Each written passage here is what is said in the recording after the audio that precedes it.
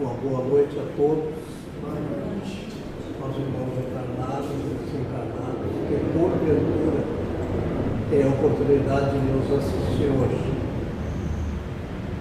Chegamos, ou estamos chegando, ao fim de mais um período da nossa casa, nossos trabalhos, nessas possíveis 44 semanas que compôs o tempo em que nós aqui estamos.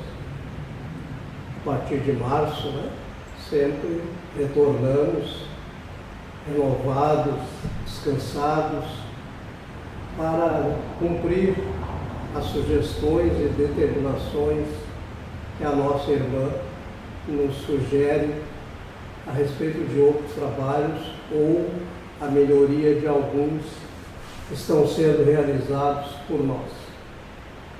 E sempre fico muito feliz de poder, até hoje, a maioria das vezes, estar presente nesse trabalho, que eu considero muito importante para todos nós, mas inclusive para mim. Porque esclarecer-se é o dever de todos. Mas fazer com que esse esclarecimento traga e forme a nossa personalidade, que nós buscamos a melhora, como tenho escutado sempre a nossa irmã Denira falar, a tal de reforma íntima, que é de uma importância muito grande para todos nós, mas de difícil aplicação. Por quê? Porque é a questão da pessoa quando ela compra um sapato novo. Cada vez que ela compra um sapato novo, o pé tem que fazer que o sapato entre na forma, porque o pé é fora da forma. E, portanto, quando nós buscamos nos corrigir através dos ensinamentos que temos recebido, nós temos que fazer um jeito no corpo, com a força, para nos adaptar àquela nova situação que nós passamos, então, a viver.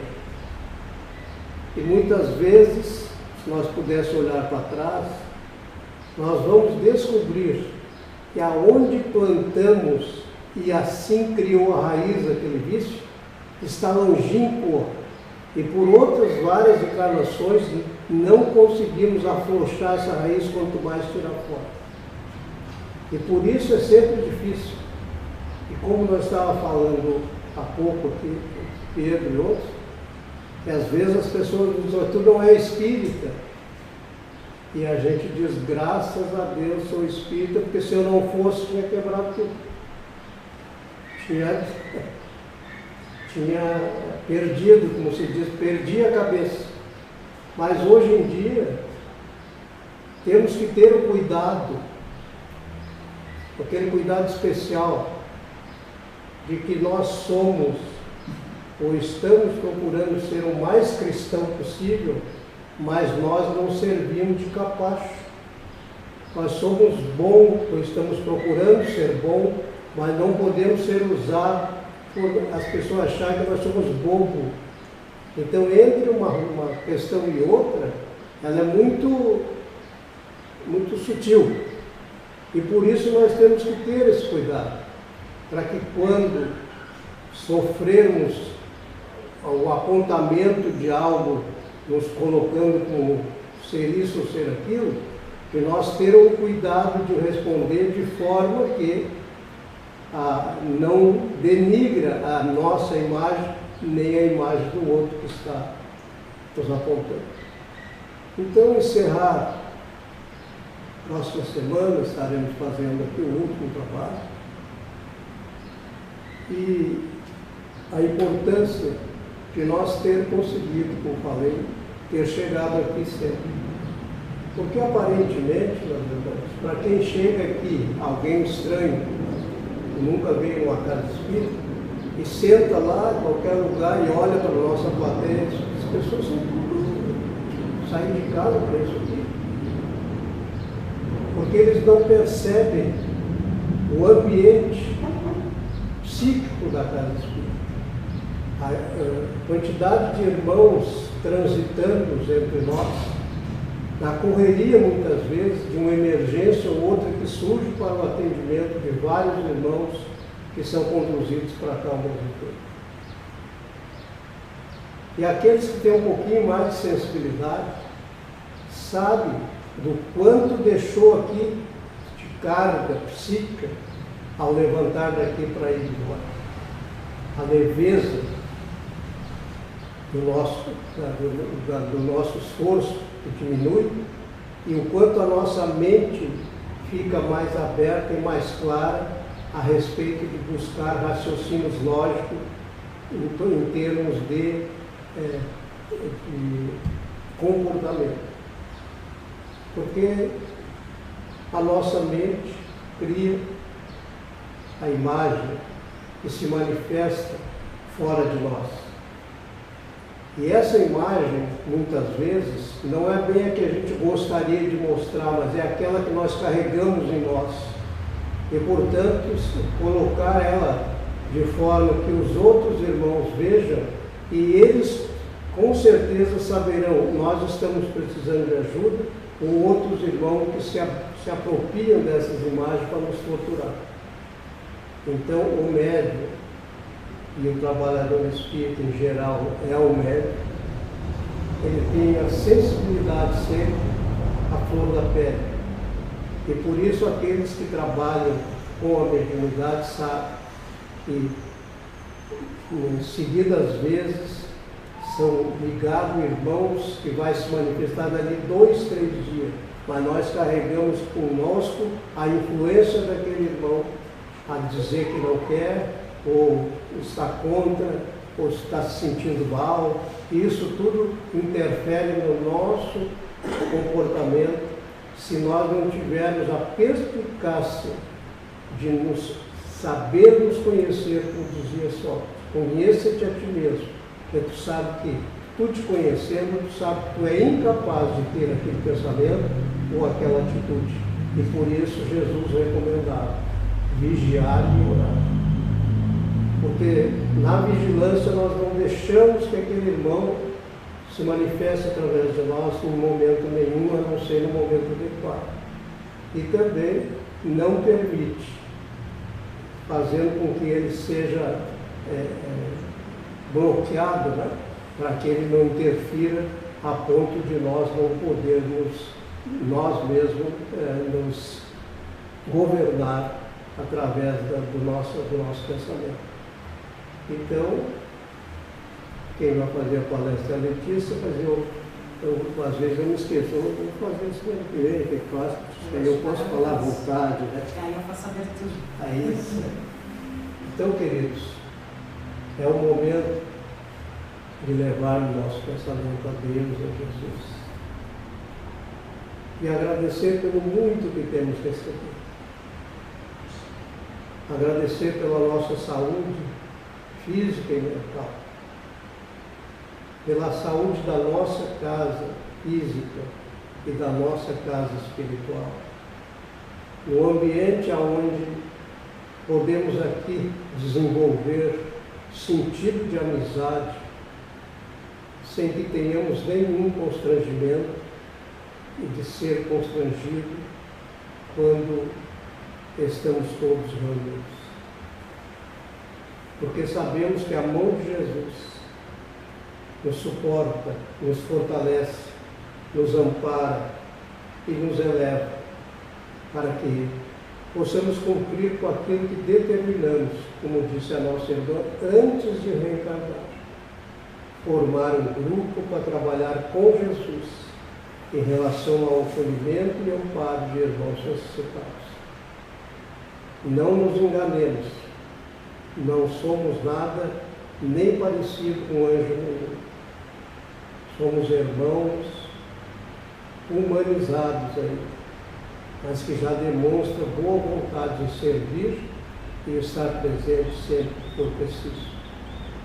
Por isso, em nome de Deus, de Jesus e dos amigos queridos, nós damos por aberto a nossa palestra de hoje, assim seja. Hoje a nossa irmã Boa tarde a todos. Sejam todos muito bem-vindos. A quem está presencial, quem está online. Hoje nós vamos falar sobre o final das boas-aventuranças, né? Como disse a nossa irmã Benira, é o final das boas-aventuranças. Bem-aventurados aqueles que são misericordiosos. Falar da doutrina espírita é algo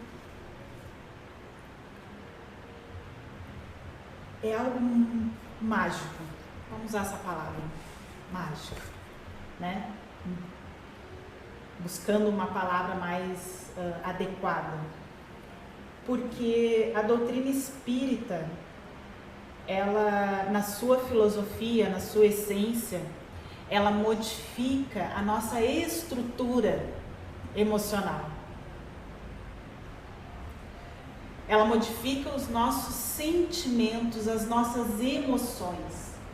E nós conseguimos transmitir ou transbordar, aqueles que são mais sensíveis, né? Eles transbordam emoções.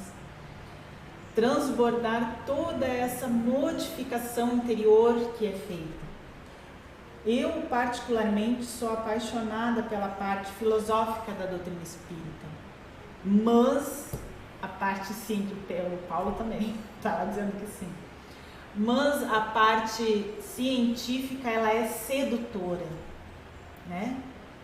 A parte científica, ela faz aquele, nossa, faz sentido, é isso mesmo, olha como a matéria se transforma, olha o que é o átomo, o que é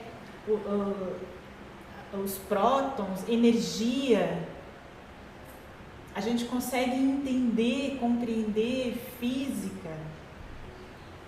A gente dá sentido para essa matéria em que nós somos constituídos. E a parte religiosa, eu também gosto muito, porque a parte religiosa, ela te dá o sentido, ela te dá o porquê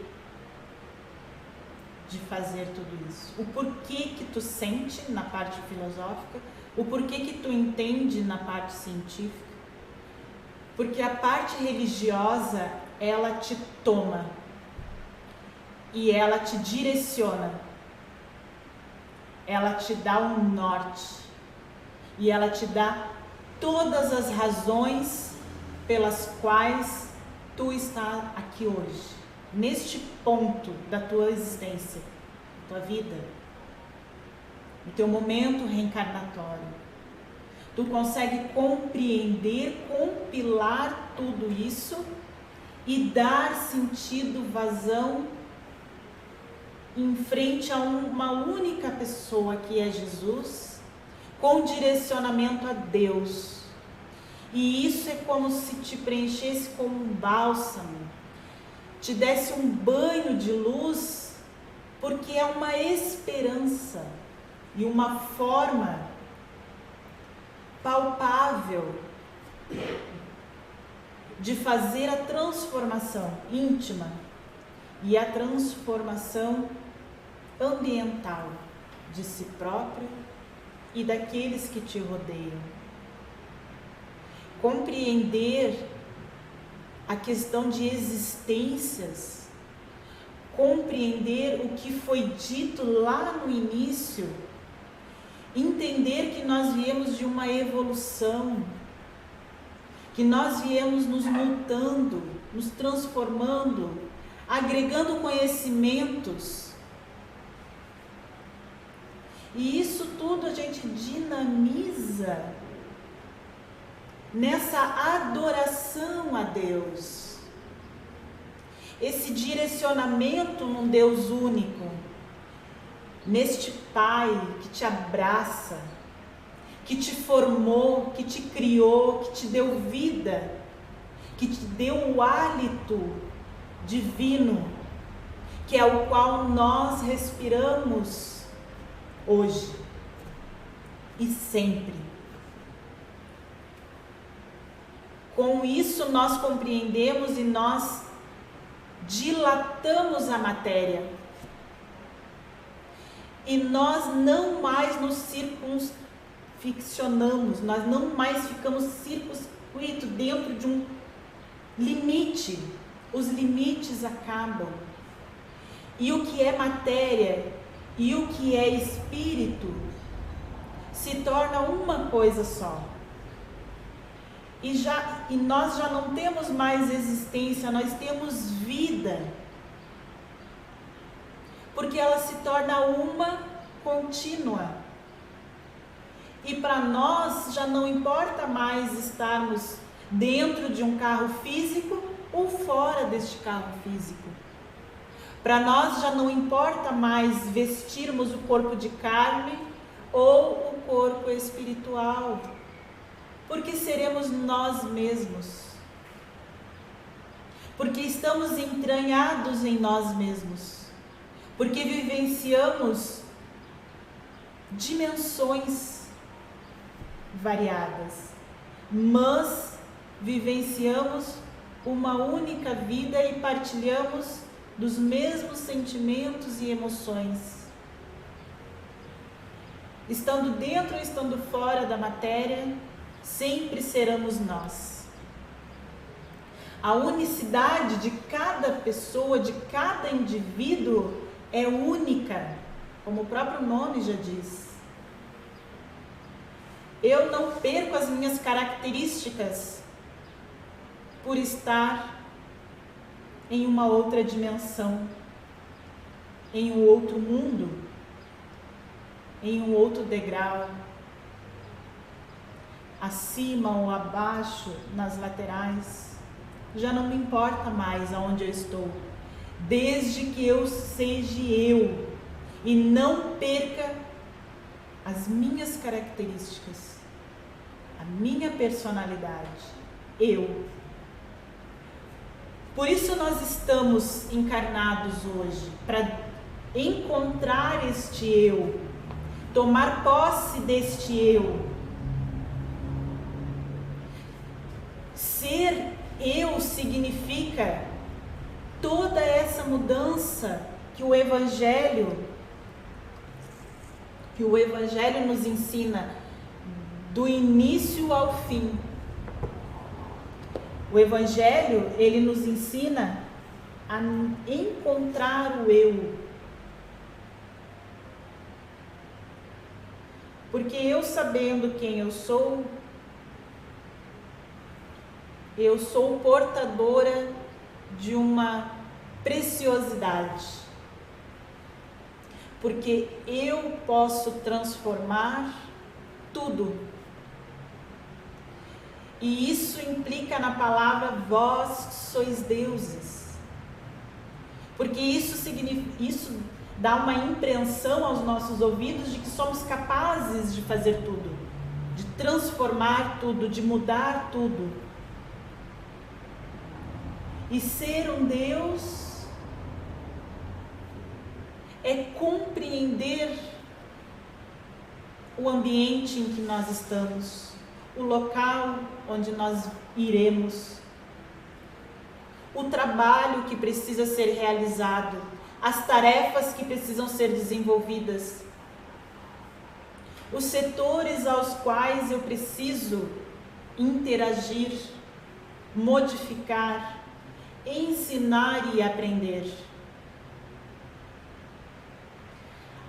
Quando chegarmos neste ponto de evolução, já não mais daremos trabalho. Aí efetivamente estaremos trabalhando. Porque já não vai ser dispensado a nós todo esse arsenal de cuidados. Não vai para cá, não vai para lá, vem para cá, te mantém na linha. Ó, ele caiu. Fulano, ciclano, beltrano. Ajuda fulano que está derrapando. Então, nós nos guiamos por este livro maravilhoso. E bem-aventurados os misericordiosos, ele fala: perdoai para que Deus vos perdoe. É o princípio da nossa transformação. Limpar o vaso íntimo. Essa água só está limpa porque o copo está limpo. Então precisamos limpar o nosso interior. E nós só limpamos o interior perdoando as ofensas, perdoando os inimigos, os tais inimigos, perdoando as ofensas, aquelas mais mínimas, que as pessoas às vezes falam e não se dão conta de que falaram. Às vezes uma vírgula, como diz o seu Cláudio, modifica toda a interpretação de uma frase. E nós já nos magoamos, e já nos melindramos, e já guardamos no coração e na memória para sempre aquele momento em que aquela pessoa me marcou negativamente. Então, perdoar é tirar toda a negatividade de dentro de si.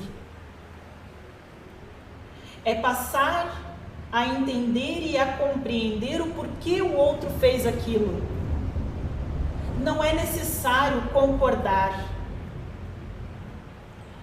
Eu tenho a minha opinião, eu tenho o meu sentido e eu tenho as minhas razões.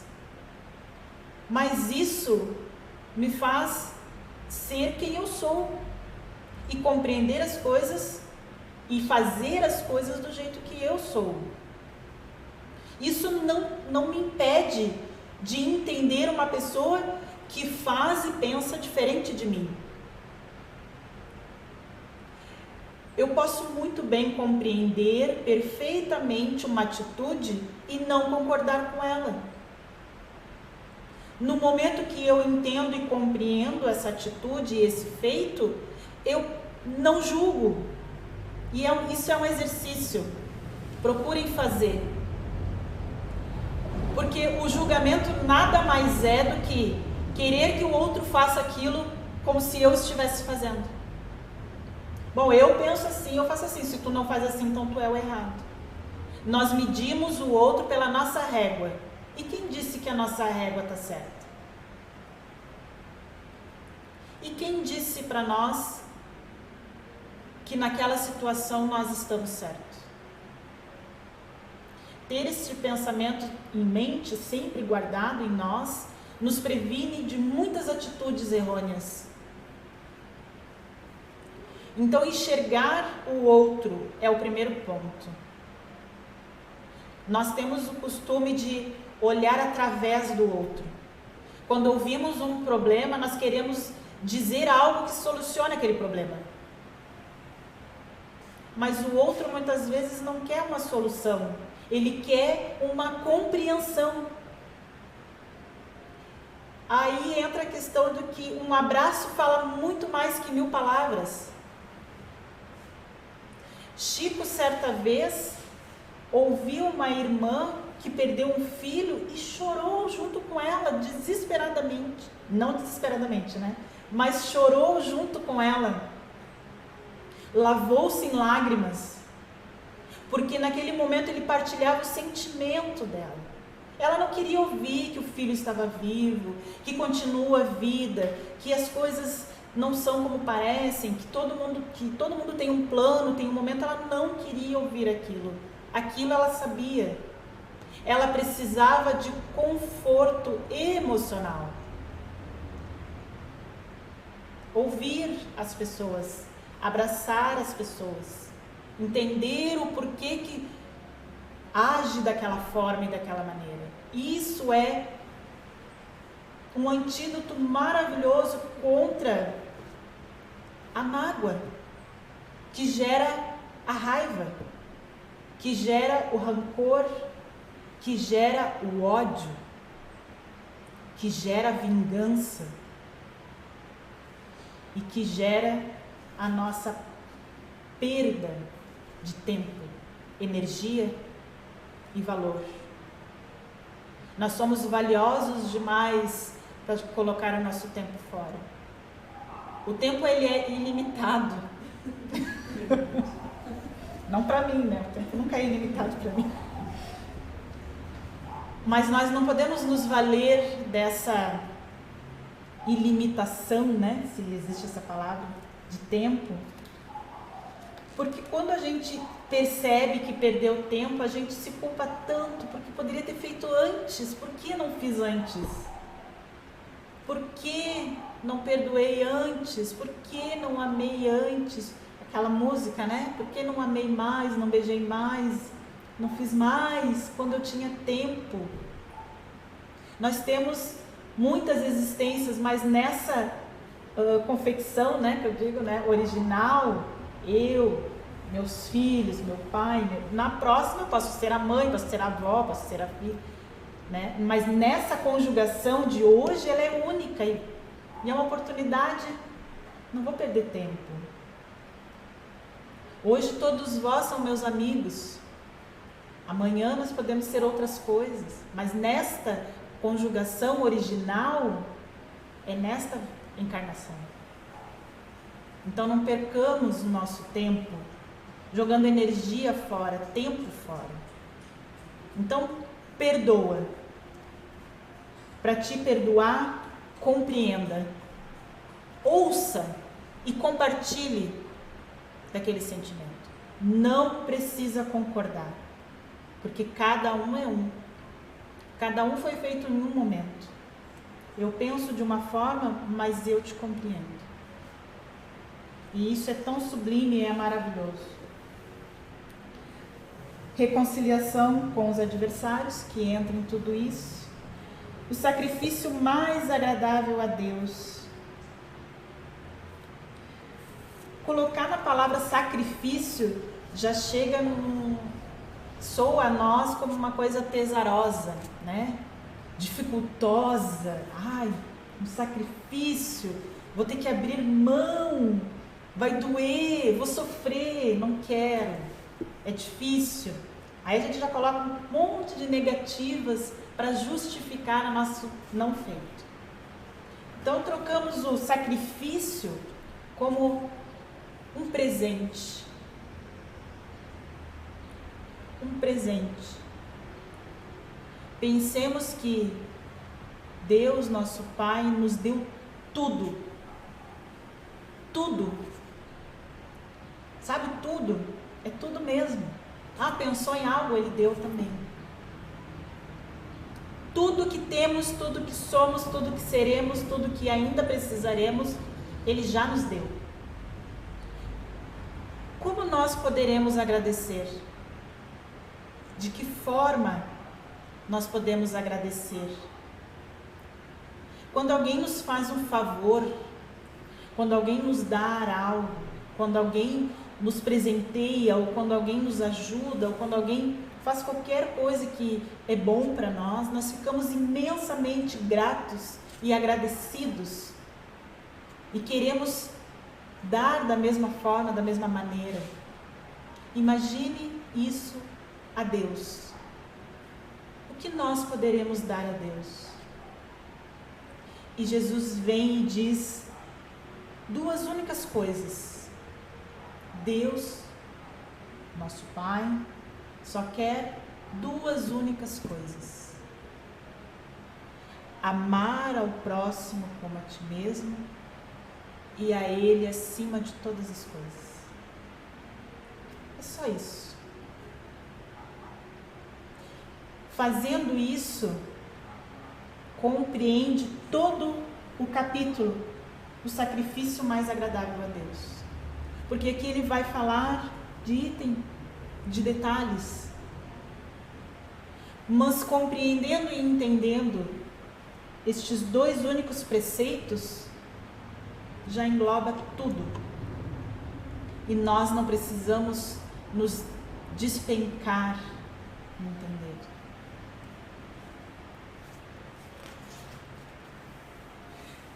Não julgueis para não seres julgados, atire a primeira pedra aquele que estiver sem pecado, o argueiro e a trave no olho, perdão das ofensas. Então, meus queridos irmãos, ser misericordioso não é ser o melhor em tudo, e nem ser o primeiro em tudo. Ser misericordioso é aquele que estende a mão antes de olhar para quem é. É aquele que dá o pão antes de perguntar por que está naquela situação. É aquele que abraça antes de saber o porquê está chorando. É aquele que impõe a sua doçura, a sua presença amorável antes de saber se a pessoa necessita ou não necessita, merece ou não merece, tanto faz. E isso só é possível porque ela conhece a si mesma. Independente do que lhe aconteça do exterior para o interior, ela será ela mesma. Nós estamos caminhando para isto, para entender este processo, essa transformação de não absorver as ofensas, de não se magoar, de não revidar. Sacrifício mais agradável a Deus, presente para Deus. Amemo-nos uns aos outros como a si mesmo.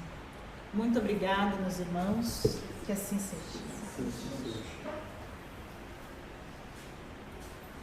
Vamos aproveitar então e trazer no nosso pensamento alguém que hoje nós gostaríamos de ajudar, que pudesse ser envolvidos em nossas preces, na nossa irradiação. E por isso rogamos a Jesus por todos aqueles que hoje estão sofrendo, seja crianças que estão abandonadas às vezes dos próprios lares,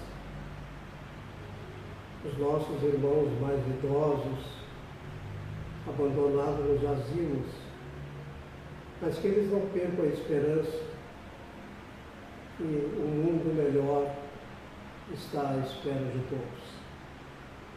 Temos os nossos irmãos doentes da alma que buscam, através de confiscar o alheio, se apropriarem devidamente daquilo que não lhes pertence, porque acham que foram relegados ao segundo plano dentro da sociedade. Eles possam encontrar também uma luz no fim do túnel e entender que aquilo que plantamos, colhemos, e por isso vale mais a pena colaborar com o bem. Possamos pedir a Jesus que visite a nosso lar, a nossa casa, e que passe por todas as peças, todos os cômodos, e se lá estiver algum irmãozinho com intenção menos digna, que possa ser acolhido e amparado por a nossa casa.